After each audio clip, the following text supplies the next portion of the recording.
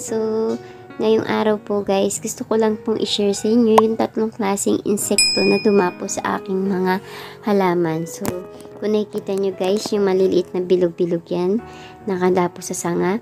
So, ang pangalan nito ay scale insects po. So, kaliskis po siya. At ito'y nakadikit sa sanga. Karaniwan po ay sakit po ito ng halaman kapag dumapo po. Kapag hindi po natin to agapan, unti-unti pong natutuyo ang mga halaman at namamatay po. So, pag hindi po natin to agapan, mahahawa pa po ang iba pang mga halaman at dadami pa po ito. Kaya mainam pong alagaan natin yung mga halaman at kailangan din po natin ng pantanggal insekto. So, ito naman po guys, yung pangalawang karaniwang dumadapo sa halaman. So, ito'y dumadapo po sa mga bagong usbong na dahon. Sa dulo po siya makikita. At medyo may malalaking konti. Kung nakikita nyo yung kulay puti na yan, na parang may sapot-sapot.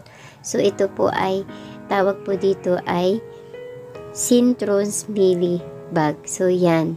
So, kapag hindi rin po natin tumaagapan, pumapangit po yung dahon at sanga po nito. So, ito naman guys, yung pangatlong insekto po. Kung nakikita nyo, napakarami po niyan.